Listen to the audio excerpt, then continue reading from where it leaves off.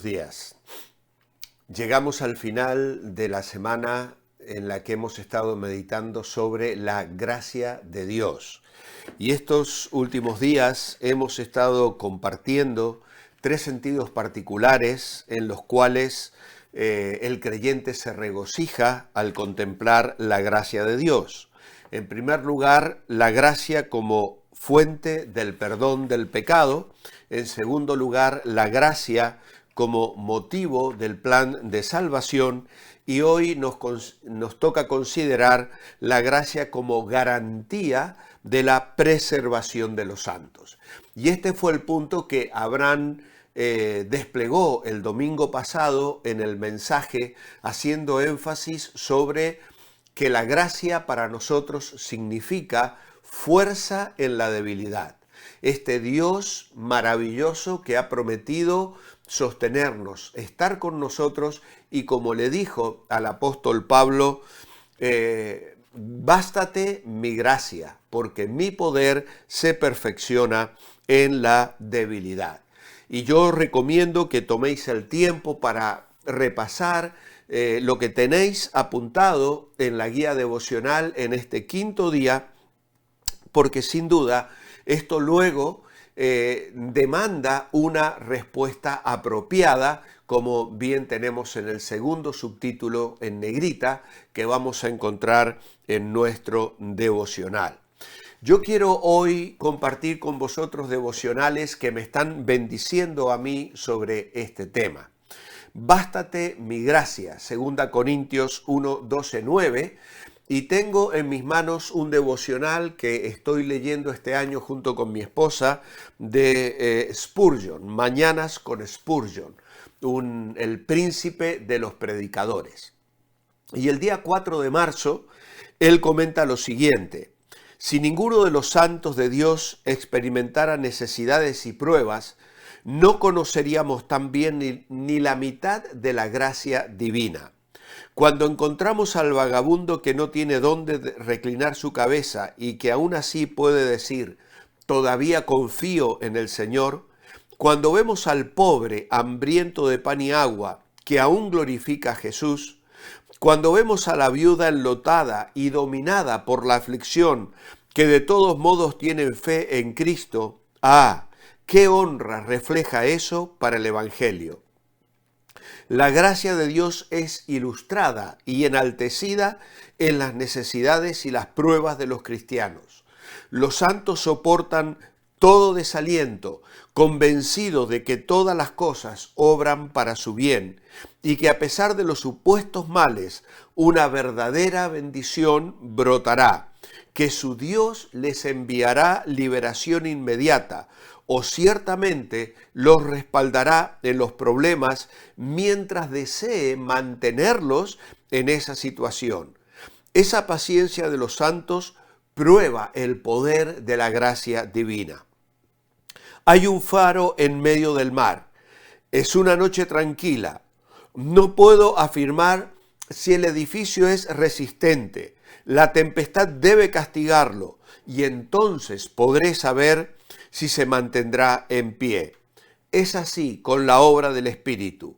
Si no hubiera tantas ocasiones rodeadas de aguas turbulentas, no podríamos saber que Él es fuerte y verdadero. Si los vientos no soplasen sobre el faro, no sabríamos cuán seguro y firme era. Las obras maestras de Dios son aquellas personas que se levantan en medio de las dificultades y se mantienen firmes y estables. Calma en medio de clamores estridentes, confiado en la victoria. Aquel que quiera glorificar a su Dios debe ser consciente de que enfrentará muchas pruebas. Ninguna persona puede ser bendita delante del Señor a menos que sean muchos sus conflictos. Por tanto, tu camino llega a ser de muchas pruebas. Regocíjate en ello, porque tendrás una mejor demostración de la gracia suficiente de Dios. En cuanto a que Él pueda fallarte, ni lo sueñes. Aborrece ese pensamiento. Debemos confiar hasta el fin en el Dios que ha sido suficiente hasta ahora. Es una preciosa meditación que confirma lo que hemos estado hablando a lo largo de esta semana. Un Dios que en su gracia planeó nuestra salvación. Un Dios que en su gracia planea un futuro maravilloso para nosotros, porque esa gracia se manifestará completamente, dice el apóstol Pedro en su primera carta, cuando el Señor sea manifestado. Y entonces esa gracia completa se expresará en nuestra vida en una salvación ya perfecta, en la misma presencia del Señor.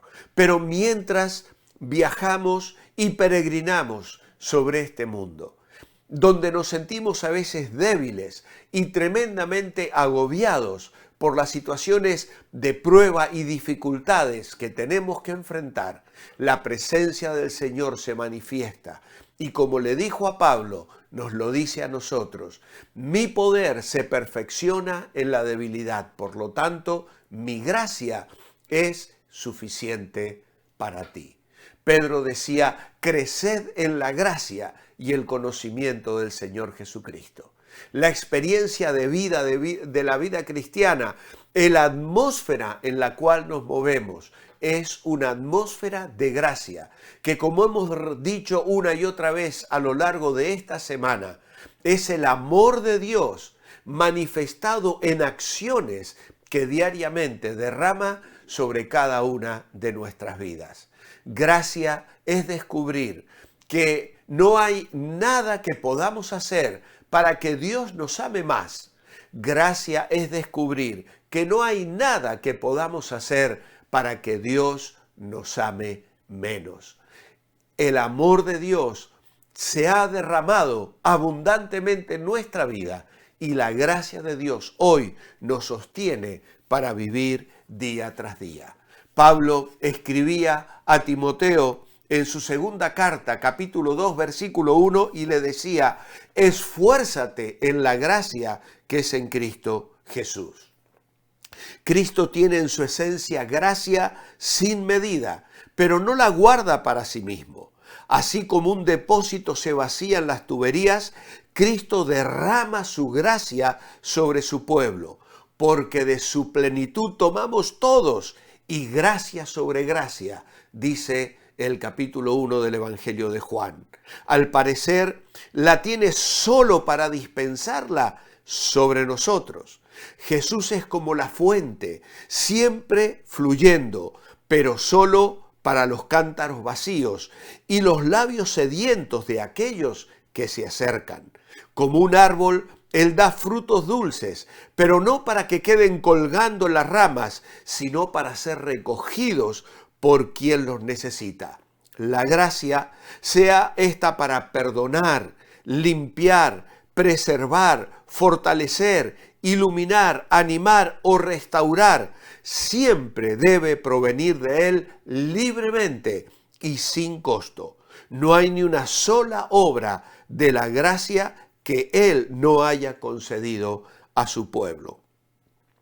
La comunión verdadera es cuando la savia de la gracia fluye desde el tronco hasta la rama y cuando se percibe que el propio tronco es sustentado por el mismo nutriente que alimenta la rama. A medida que recibamos la gracia de Jesús diariamente y reconozcamos con más constancia que proviene de Él, contemplaremos que está en comunión con nosotros y disfrutaremos la felicidad de la comunión con Él. Hagamos uso diario de nuestras riquezas y dirijámonos siempre a Cristo como nuestro Señor, buscando en Él la provisión para todas nuestras necesidades con el mismo arrojo con que las personas sacan dinero de sus carteras. Amados hermanos, hay un fluir de gracia diaria y permanente para el creyente. Y hay una canción que hemos aprendido el año pasado, compuesta por nuestro amado Sam Recamán. Podéis escucharla en Spotify. Estas canciones y otras que él está componiendo, las está subiendo a esta cadena musical y son una bendición. Podéis escucharla en YouTube, también en nuestro canal, como en el suyo propio, y descubrir la belleza de estas canciones. Pero él compuso el año pasado No es magia, es gracia. Y parte de su letra dice: a lo largo de los años, en distintas circunstancias, una mano misteriosa mueve el agua. Pequeños chispazos sobrenaturales, milagros cotidianos excepcionales, un correo, un abrazo, ciertas casualidades, una puerta que se cierra, una puerta que se abre, un cuidado inesperado, un momento alucinante. Ese don no es magia, es gracia de Dios. Es suerte comprada a dolor, que la gracia de Dios es gratis para el que la recibe, pero le cuesta todo al que la da. Y en ese sentido, Dios es el autor de la gracia, el que la derrama y el que paga el precio para que tú y yo la recibamos por fe y gratuitamente. No es magia, es gracia de Dios, es suerte comprada a dolor, es Dios regalando favor y es gratis, lo quieras o no. Voy a colocar esta canción a continuación para cerrar esta semana con este tema tan precioso de la gracia de Dios. Que el Señor os bendiga. Que disfrutéis un muy buen fin de semana. Nos espera otro tema apasionante, algo más difícil y duro, porque vamos a ver a Dios como juez, pero en eso vamos a encontrar consuelo, firmeza y seguridad para nuestra fe. Manteneos bendecibles. Muy buen fin de semana y si el Señor no ha venido antes, nos veremos el lunes en este mismo lugar.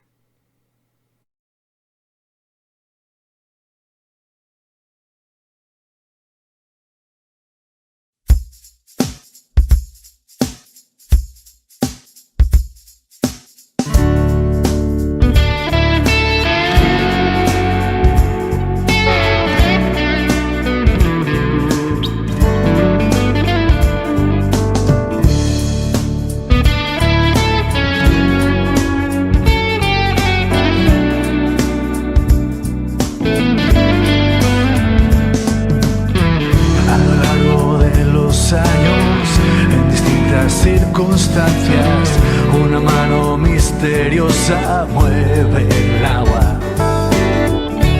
Pequeños chispazos sobrenaturales, milagros cotidianos excepcionales. Un correo, un abrazo, ciertas casualidades, una puerta que se cierra, una puerta que se abre.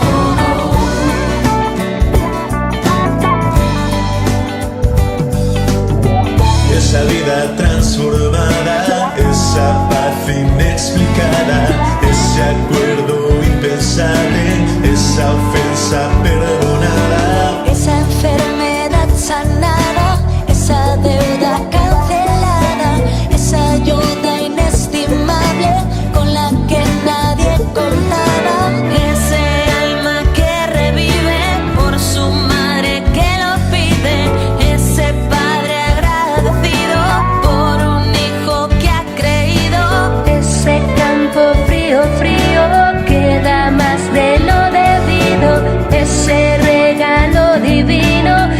sé